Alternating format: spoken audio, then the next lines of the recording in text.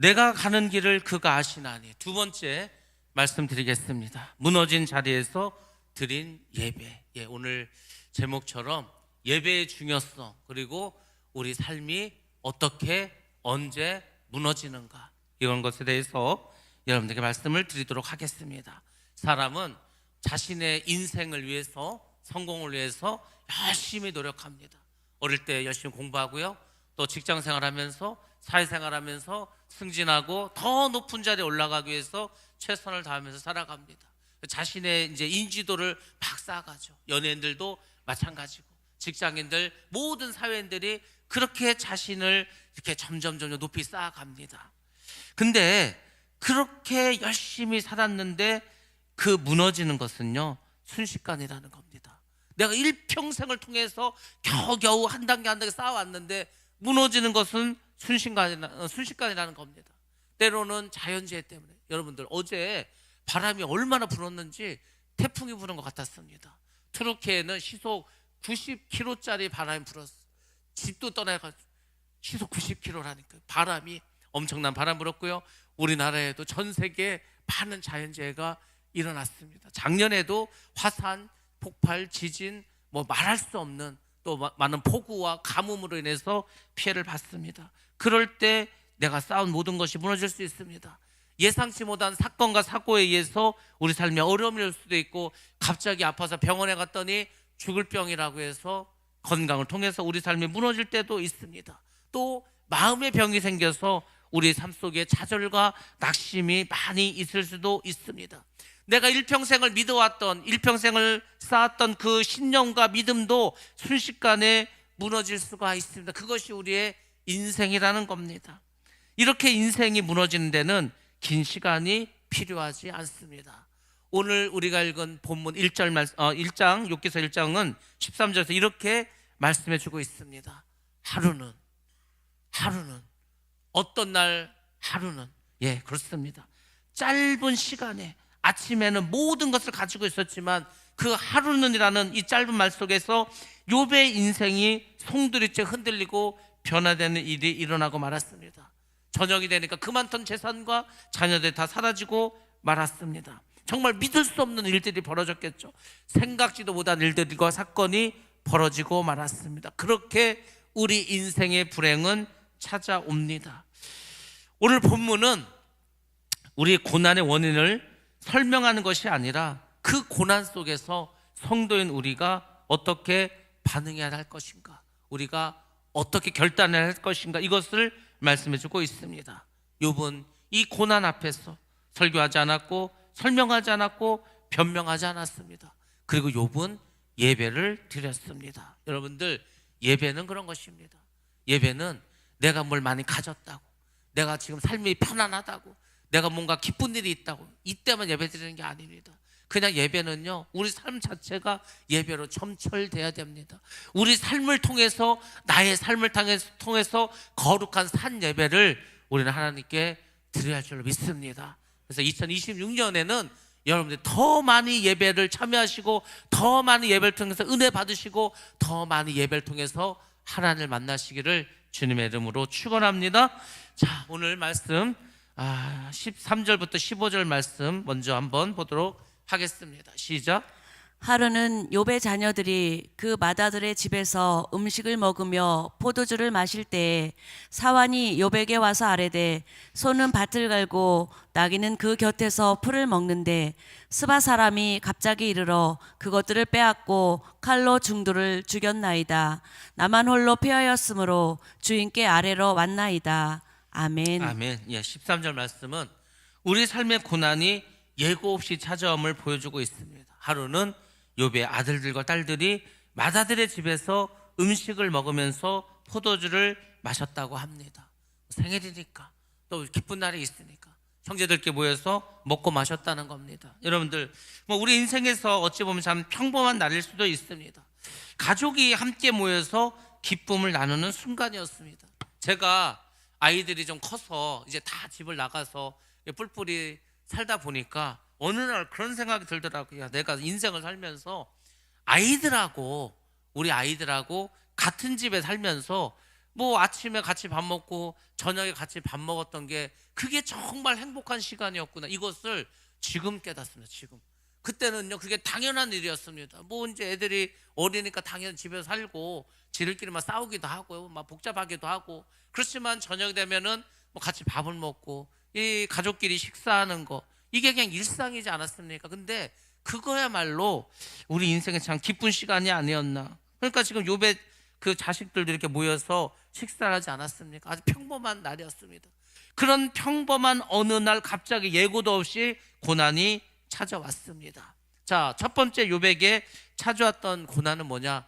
재산의 상실입니다. 14절과 15절에 보면 소는 밭을 갈고 나귀는 그 곁에서 풀을 먹는데 스바 사람들이 갑자기 이르러 그것을 빼앗았다고 합니다.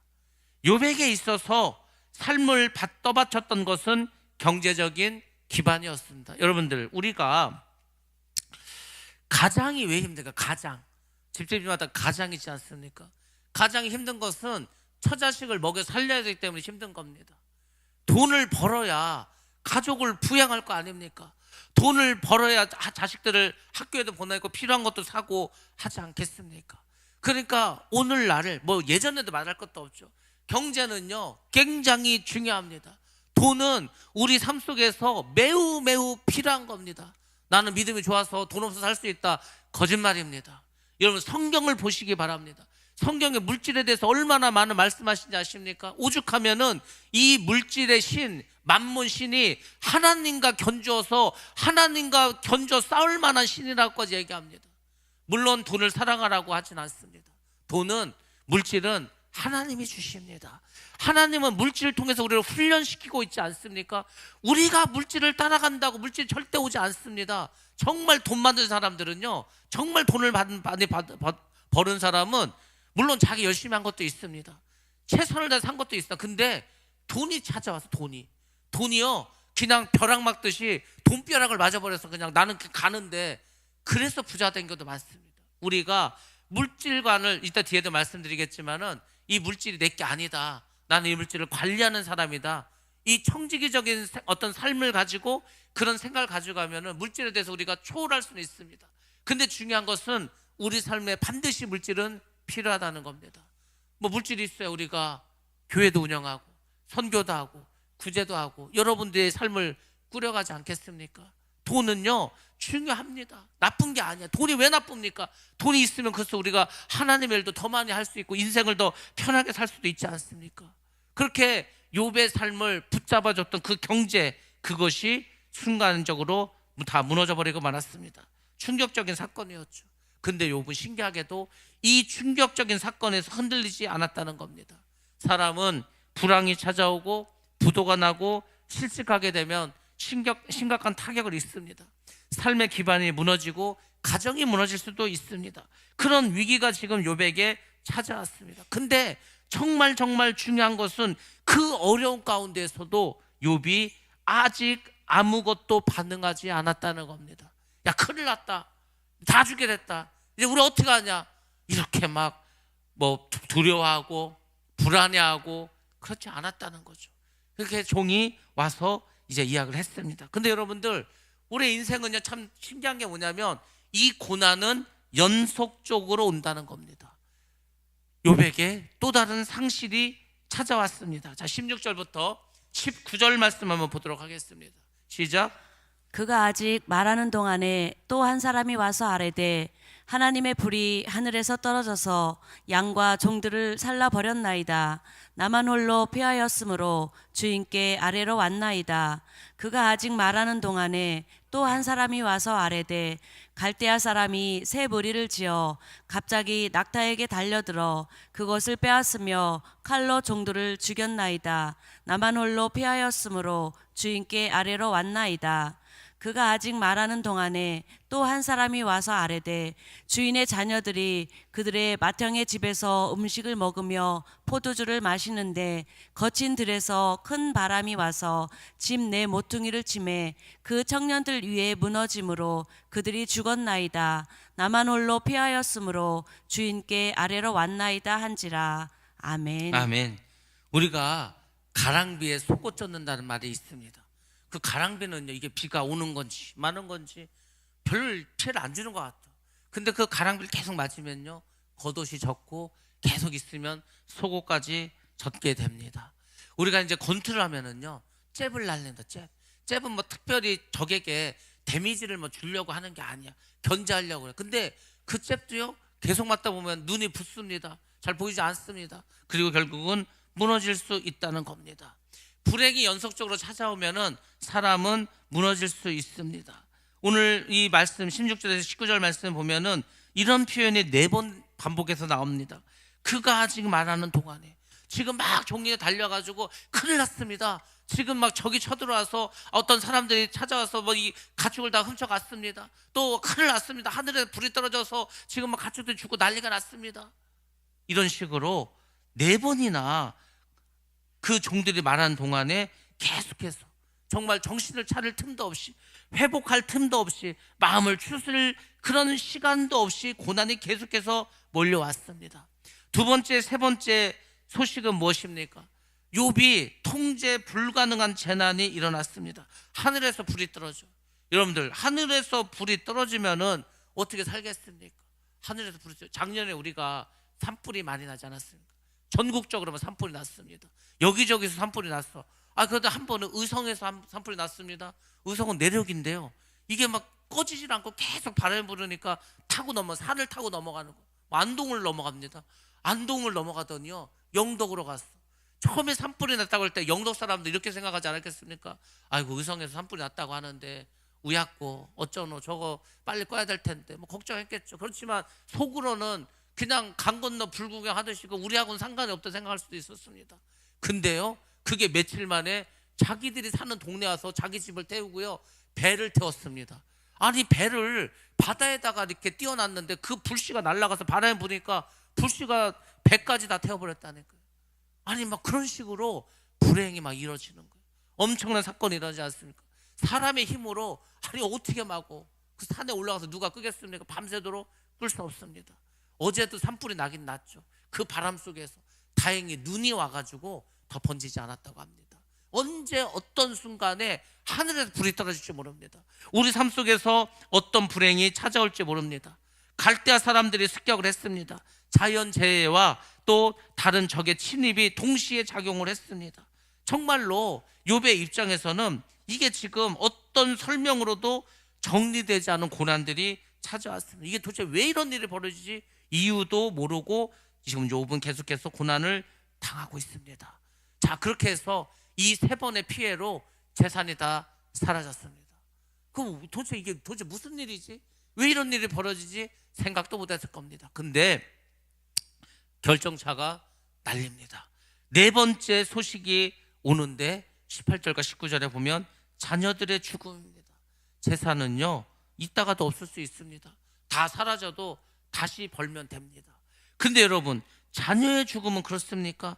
큰 바람이 광야 저쪽에서 와서 집 내 모퉁이를 치매 청년들에게 무너짐으로 그들이 죽었나이다. 아니, 세상에 여러분들, 자식이 10명이 있는데 1명이 죽었어. 손가락 10개인데 손가락 하나가 잘렸어. 그러면 그 손가락은 아픕니까? 온몸이 다 아픕니다. 그 잘린 손가락으로 인해서 일평생을 고통 가운데 삽니다. 근데요, 그 손가락 10개가 다 잘려버렸어.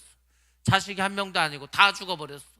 그때 여러분의 심정을, 여러분들 이 욥의 심정을 깨달을 수 있겠습니까? 여러분들이 올 1년은 욥으로 살아야 돼. 욥. 내가 욥이다. 내가 욥. 내가 욥이라는 생각으로 오늘 말씀을 1년 동안 계속 한번 욥 기서를 들어보시기 바랍니다. 도대체 욥이라는 사람은 왜 믿으면 도대체 어느 정도 됐길래, 어떤 생각을 갖고 살아가길래 이렇게 살았을까? 여러분들, 재산 다 날린 것만 해도요, 사람들은 힘들어합니다. 고통스러워합니다. 자살한 사람도 있을 겁니다. 근데 그 소식이 전해지고 바로 또 자식이 죽었다는 소식을 듣게 되었습니다.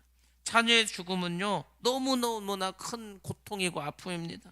인간이 가질 수 있는 가장 큰 고통의 강도를 쭉 순서대로 나열한 게 있습니다. 1위부터 10위까지. 근데요, 1위가 뭔지 아십니까? 1위가 자녀의 죽음입니다. 1위가. 그러니까 사람이 이 세상에 태어나서 가질 수 있는 가장 큰 고통은요, 자녀의 죽음이요. 근데 10명이 다 죽어버렸다니까요.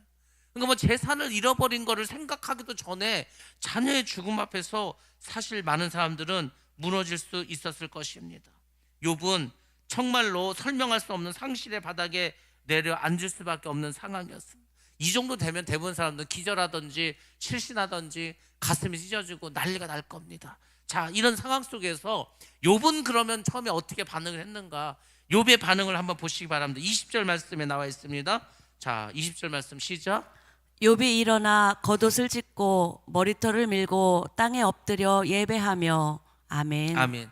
20절 말씀은 굉장히 짧습니다. 욥이 일어나 겉옷을 찢고 머리털을 밀고 땅에 엎드려. 이게 왜 중요한지 아십니까? 욥은요, 슬퍼했다는 겁니다. 욥은 사람이다, 사람. 우리와 같은 사람이, 아니 지금 재산 다 날리고 자식이 죽었는데 슬퍼하지 않을 사람이 어디에 있겠습니까? 그는 울었고 애통해왔고 고통을 억누르지 않았습니다. 겉옷을 찢고 머리를 민다는 것은 이스라엘 백성들이 할 수 있는 최고의 슬픔을 표현한 겁니다. 나는 슬픈 사람이다, 나는 어려운 일을 당했다. 여러분들, 성경은요 슬픔을 죄라고 말하지 않습니다. 그렇지 않습니까? 우리의 믿음은요, 우리의 감정을 부정하지 않습니다. 기쁜 일이 있을 때 기뻐해야죠. 슬픈 일이 있을 때 슬퍼해야죠. 그게 믿음입니다. 근데 어떤 목사님들은요, 어떤 교회는 야, 슬픈 일이 있어 슬퍼하지 마. 너 믿음이 없어? 왜 슬픈다고 그렇게 슬퍼해? 막 기쁜 일이 있어, 야 기뻐하지 마. 너 교만해? 그러면 안 돼. 뭐 이런 게 아닙니다. 성경은 우리가 기쁠 때 기뻐하고요, 감사할 때 감사하고, 또 슬픈 일 있을 때 슬퍼하라는 겁니다. 중요한 것은 믿음은 그 감정을 하나님 앞으로 가져가는 겁니다. 기쁜 일이 있으면 하나님께 가서 하나님 감사합니다. 하나님, 내가 그렇게 기도하고 그렇게 간절히 원한 거 이렇게 주시면 너무 감사합니다. 기쁜 일이 있을 때 하나님께 감사하시면 됩니다. 슬프고 고통스러운 일이 있다, 하나님께 나아가셨어요. 하나님께만 토설하면서 기도하시기 바랍니다. 하나님, 왜 나에게 이런 아픈 일이, 왜 이런 일이, 세상에 하나님 어떻게 이런 일이 벌어질 수 있습니까? 하나님 앞에 가서 말하라는 겁니다. 우리가 시편에 보면은요, 다윗의 시가 나옵니다. 그 다윗 우리가 아는 것처럼 이게 뭐 장인이 죽이려고 하죠. 많은 적들이 있죠. 늘 죽음이 도사리고 있는 거야. 여러분 같으면 살 수 있겠습니까? 야, 내가 언제 죽을지 몰라. 어디 가다가 갑자기 적이 나와서 언제 죽을지 몰라. 늘 그 불안함이 있어. 이유 없이 자기를 미워해. 도대체 저 사람이 왜 나를 죽이려고 이렇게 안달을 할까, 막 이유를 모르겠어. 답답하지 않습니까? 그런 고통을 하나님께 나가서 막 다 쏟아냈습니다. 토설기도. 여러분들이 인생 살면서 좋은 일만 있습니까? 아니요. 힘든 일도 있고요, 고통스러운 데 있고요, 저놈을 막 죽이고 싶을 만큼 막 미움도 있어. 그거를 우리는 때로요 자꾸 누르려고 합니다. 우리나라요, 그 목사님들하고 그 사모님도 있지 않습니까? 암에 걸린 분들이 많습니다. 암에 걸려. 또 사모님들은 더 잘 걸려. 왜 그렇습니까? 이거를 막 마음속에는 뭔가 지금 뭐가 있어, 감정이 있어, 막 아픔도 있고 고통도 있고 괴로움이 있어. 이걸 표현할 수가 없는 거예요. 야, 그거 어떻게 그걸 사람들한테 말하냐, 표현하냐. 물론 사람에게 하라는 게 아니죠. 근데 하나님께는 해야 돼, 하나님께. 여러분들, 우리가 하나님과 내가 지금 골방에서 1대1로 만났는데 뭔 얘기를 하겠습니까? 나 죽겠다고, 나 힘들어 죽겠다고, 하나님이 도와주지 않으면 난 진짜 막 이 길 난 그만둘 거라고 하면서 막 별 얘기를 다 해도 돼, 그때는. 근데 그것조차 안 하면요, 마음의 병이 생기고 육신의 병이 생기는 겁니다. 사람에겐 다 말할 수 없죠. 사람, 내가 목사인데, 내가 사모인데, 내가 장로고 권사인데, 내가 셀리던데, 내가 이런 말하면 사람들이 나를 얼마나, 저 믿음도 없는 사람이 저 중직을 맡아가지고 이렇게 생각할까봐 또 체면 때문에 못하지 않습니까? 근데 하나님에게는 할 수 있지 않습니까? 하나님께 하셔야 돼. 막 하나님께 갔어요. 막 부르짖어야 된다니까. 오늘날 우리 한국 기독교인들이요, 교회를 다니면서도 부르짖는 게 사라졌어. 기도원마다, 교회에서 오다면 기도원 가면 되지 않습니까? 기도원 가서 막 금식을 하든지 철야를 하든지 산기도 하든지 막 하나님과 막 1대1로 부딪혀야 되지 않습니까? 근데 안 해. 하나님을 의지하지도 않아. 믿음도 없어. 그냥 어떻게 사람의 힘으로 해결할래. 여러분들, 우리 힘으로 해결할 게 뭐 있습니까? 뭘 해결할 수 있어요? 죽을 병 걸렸는데 우리 뭐 의학으로 고칠 수 있습니까? 그러면 아무도 안 죽지. 경제 문제가 생겼는데 내가 뭐 열심히 한다고 잘 사냐? 그렇지도 않습니다. 하나님이 도와주시고 하나님이 함께 하셔야지 잘 되지 않겠습니까? 그러니까 막 가서 막 부르짖으라는 거예요. 근데 아내 그거를, 우리가 정말 힘들고 어려울 때는요, 그 추운 겨울에 마룻바닥에 나와서 아기를 얻고 와서 기도했습니다. 지금은 안 해. 교회에서요 뭐 이렇게 뭐 난방도 해줘. 그래도 안 해. 안 합니다. 밤에도 안 해. 안 해. 기도를 안 해. 기도를 안 하는데 그 무슨 역사가 일어나겠습니까? 기도를 하고 말씀을 읽고 말씀에 순종하고 어찌하든 내 마음을 주님께 맞춰서 살아가야 되는데 그걸 안 하는데 무슨 믿음으로 우리가 살아갑니까? 그러니까 다 믿음이 약해졌어. 오늘날 우리 성도들의 믿음이요 너무 어린아이의 신앙이에요. 이걸 가지고 뭘 마귀와 싸우고 뭘 부흥을 하고 무슨 하나님의 일꾼을 쓰임 받겠습니까? 목숨을 내놓고라도 해야 되는데. 저는요 그 신의 악단 영화를 보면서 그냥 울려고 운 게 아니고 저절로 막 눈물이 흘러나오는 거예요. 왜 그렇습니까? 야, 하나님이 저곳에도 이렇게 역사를 하시는구나. 저 사람 저렇게 목숨을 걸고 하나님을 나라를 위해서 그 정말 이렇게 일을 하는구나. 그게 너무 고맙고 감사하기도 하면서 우리의 모습을 바라보니까 야, 우리는 뭐 쓸데없는 것 같고 아무 소용도 없는 것 같고 맨날 싸우고 지지고 먹고 하는데, 아니 저 사람들은 자신의 모든 인생을 다 버리지 않습니까? 하나님을 위해서. 근데 우리는 막 너무 부족한 것 같아. 그렇습니다. 우리가 욥기서를 들으면서 깨달아야 될 것은 뭐냐면, 욥이 엄청 고난을 당했어. 근데 그걸 믿음으로 이겼어. 그래서 하나님께 복을 받았어. 갑절의 복을 받았어. 다 아는 이야기입니다. 다 아는 이야기. 근데 다 아는 이야기를 제가 다시 하는 게 아니고요, 여러분들의 욥이 돼서 나라면 그렇게 할 수 있는가? 나라면 어떻게 할 건가? 지금 내가 겪는 이 고난이 욥과 비교하면은 도대체 어느 정도 되는가? 이거를 좀 깨달아 보시라는 거예요. 그래서 여러분들이 새롭게 좀 변화되시기 바랍니다. 우리가 예수를 잘 믿으면은요 알아. 이 신앙생활이 뭔지, 믿음이라는 게 뭔지를 알아. 그러니까 최소한 여러분들이 이런 고난 가운데에서, 아픔 가운데에서 원망, 불평, 시기, 질투할 게 아니라 하나님의 일을 통해서 나에게 무엇을 원하실까를 좀 생각해 봐야 되지 않겠습니까?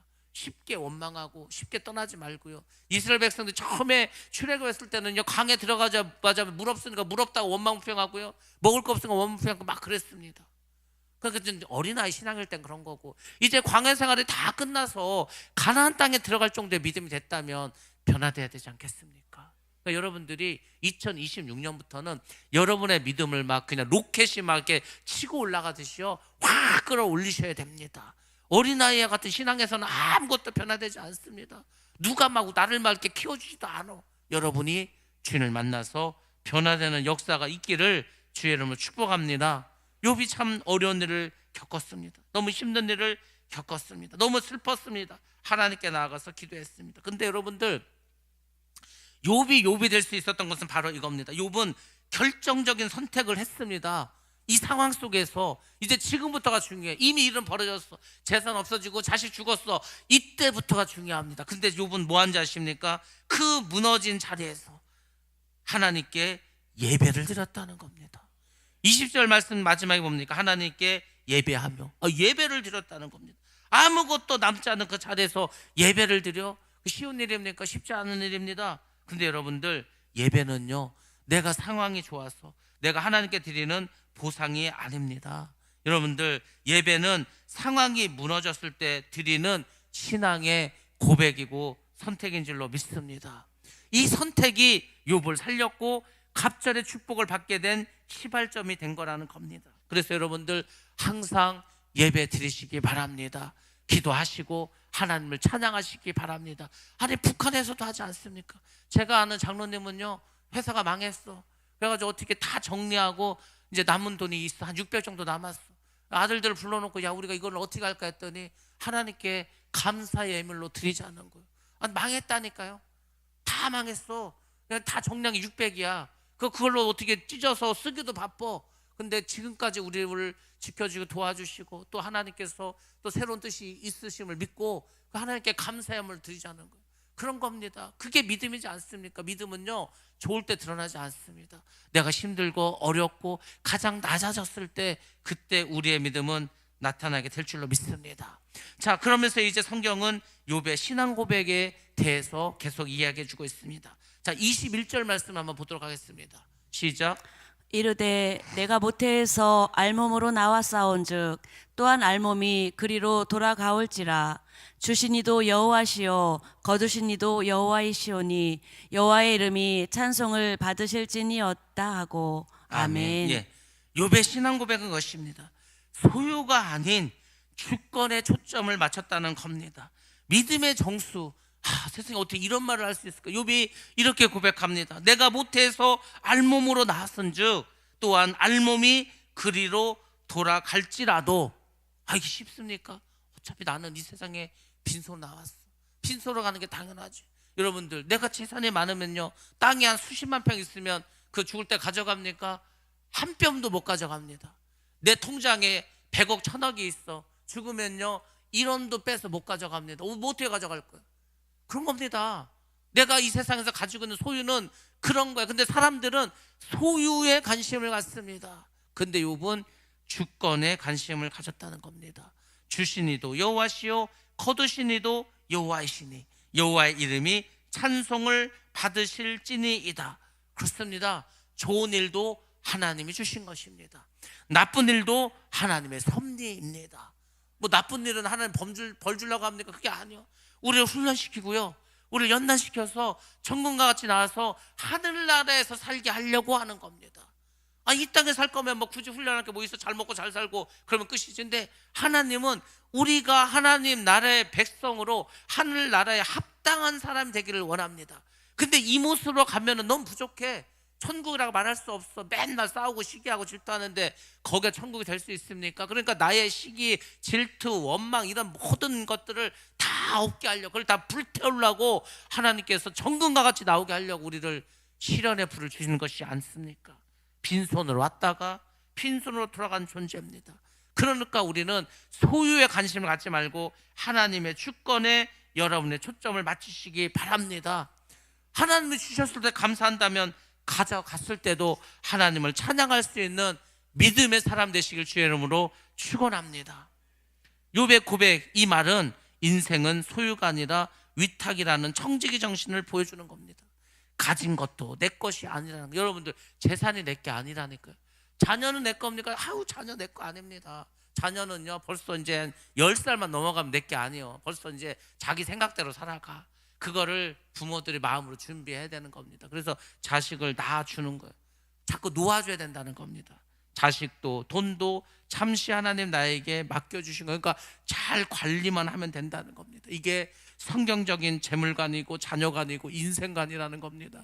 내게 어딨어? 다 하나님 거지. 하나님 건데 내가 잘 관리해서 5달란트 2달란트 받은 청지기처럼 하나님께 계속해서 올려드리면 된다는 겁니다. 하나님은 주실 때만 하나님이 아니라 주실 때도 하나님이지만 거두실 때도 여전히 하나님은 우리의 하나님이 되어 줄로 믿습니다. 욥의 신앙은 환경과 상황의 중심이 아니라 하나님 중심이었다는 겁니다. 환경에 흔들리지 않았다는 겁니다. 여러분들, 우리의 환경은요, 우리의 상황은요, 여러분 인생에서 이 세상 일이 여러분에게 유리하게 작용하는 거 봤습니까? 아니요. 이 세상의 환경은요 늘 나에게 불리하게 작용합니다. 이것도 힘들고 저것도 힘들고 세상 일이 쉬운 게 하나도 없어. 그러니까 환경을 바라보면 우리는 절대로 신앙생활을 제대로 할 수가 없습니다. 그러므로 여러분, 우리는 하나님을 중심으로 해서 살아가야 할 줄로 믿습니다.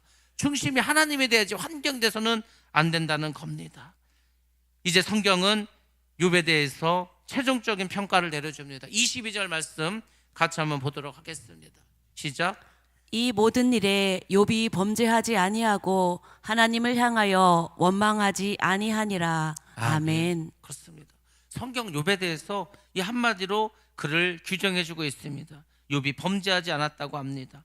하나님을 향해 원망하지 않았다고 합니다. 성경에서 욥에게 알려주지 않은 게 있습니다. 성경이 말하지 않는 게 있습니다. 그거 뭐냐면 욥이 이 모든 상황을 이해했다. 아닙니다.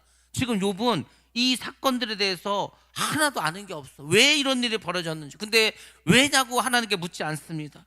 하나님의 응답도 받지 않았습니다. 그리고 욥이 흔들리지도 않았다고 합니다. 하나님의 절대 신앙을 가졌다는 겁니다. 성경이 말하는 게 뭡니까? 욥이 범죄하지 않았다, 원망하지 않고 불평하지 않았다는 거죠. 여러분들, 우리는 뭐 죄라고 하면 사람 죽이고 도둑질하고 강도짓하고 강간하고 뭐 이런 걸 죄라고 생각하죠. 물론 그것도 죄죠. 근데 하나님 입장에서 큰 죄는 뭐냐면요, 원망, 불평, 시기, 질투입니다. 원망하고요, 그 다음에 불평하는 것은 하나님을 믿지 않는다는 겁니다. 하나님이 있다고 믿으면 원망하고 불평하지 않습니다. 사막길을 걸어도, 내가 며칠 물을 못 먹어도, 내가 뭐 밥을 못 먹어도, 내가 힘들어도 원망 불평 안 합니다. 하나님을 경외하고 하나님이 있다고 믿는 사람들은, 하나님 있다고 믿어지지가 않으니까 원망하고 불평하는 거예요. 시기질투 할 게 뭐 있겠습니까? 시기질투를 왜 합니까? 하나님이 계시는데 뭘 더 가지고 뭘 부러워하고 합니까? 예수를 바로 믿으면요, 세상에 부러울 게 없어. 그냥 어떤 사람 잘 됐다 그러면은 그냥 기도해주고 잘 됐다고 격려해주고 칭찬해주고 같이 기뻐합니다. 근데 내가 믿음이 없으니까 시기하고 질투하는 거예요. 여러분들, 그런 것들이 하나님 앞에서 죄라는 겁니다. 원망은 단순한 감정이 아니라 하나님의 선하심을 부정하는 죄입니다. 그래서 욥이 원망 불평하지 않았기 때문에 범죄하지 않았다고 합니다. 오늘 말씀이 우리 성도들에게 주는 분명한 교훈이 있습니다. 첫 번째로, 믿음은 신앙의 유무가 아니라 믿음의 깊이를 드러낸다는 겁니다. 믿음이 없어서 고난이 오는 게 아닙니다. 오히려 믿음이 있기 때문에 우리는 고난이 더 크게 올 수도 있습니다. 중요한 건 고난 속에서 무엇을 붙잡고 이기느냐 이겁니다. 여러분들, 고난이 왔습니다. 환난이 왔습니다. 무엇을 붙잡으시겠습니까? 우리는 예수 그리스도의 십자가를 붙잡아야 할 줄로 믿습니다. 십자가 안에는 우리 모든 인생의 고난과 아픔과 슬픔이 다 담겨 있습니다. 그것을 하나님께서 이기게 하시려고 예수를 십자가에서 피 흘려 죽게 하시고 부활시키지 않았습니까? 십자가를 붙잡으면요, 다 이해되고 다 이길 수 있습니다. 두 번째, 하나님을 향한 태도가 신앙의 기준이라는 것을 알아야 됩니다. 우리가 상황에 흔들리는 것이 아니라, 내 환경에 흔들리는 것이 아니라 하나님을 어떻게 대하는 것. 여러분, 하나님을 어떻게 대하십니까? 하나님은 다 설명해 주지 않습니다. 야, 내가 있잖아, 이 사탄 마귀가 너를 자꾸 뭐라고 해갖고 내가 사탄에게 너를 한번 그냥 해보라고 했어. 근데 너 목숨은 건들지 말라고 했어. 그러니까 너 참어. 이렇게 알려줬으면 참을 수도 있었을 거예요. 알았어도 힘든 일이야. 근데 그런 것도 없습니다. 또 이게 도대체 언제까지 이런 고통이 있을지도 모릅니다. 근데 욥은 것을 믿음으로 이겼다는 겁니다. 하나님은 이런 어려운 상황 속에서 우리의 믿음을 달아보십니다. 여러분들의 믿음이 묵직해야 되는 거예요. 흔들리지 않는 반석의 믿음이 돼야 할 줄로 믿습니다. 세 번째, 예배는 가장 깊은 신앙의 고백이라는 겁니다. 예배는 노래가 아닙니다. 무너진 자리에서 하나님을 하나님으로 인정하는 행위라는 겁니다. 내가 다 무너지고 다 사라지고 아무것도 없어. 그래도 내가 예배자로서의 삶을 산다는 것은 여전히 하나님은 나의 하나님입니다. 이것을 고백하는 신앙의 고백인 줄로 믿습니다. 그래서 여러분들, 성전에 나와서, 교회에 나와서 늘 예배를 드리시기 바랍니다. 오늘 말씀은 우리는 무엇을 선택할 것인가에 대한 그런 질문을 하고 있습니다. 욥기 1장은 이렇게 끝납니다. 회복이 아직 오지 않았다. 어떠한 설명도 아직 없다. 어떠한 기적도 아무것도 없다. 그러나 한 가지 분명한 것은 욥은 고난보다 하나님을 더 크게 붙잡았다. 그렇습니다. 오늘 우리의 삶에 이해할 수 없는 일들이 벌어집니다. 설명되지 않는 상실이 있습니다.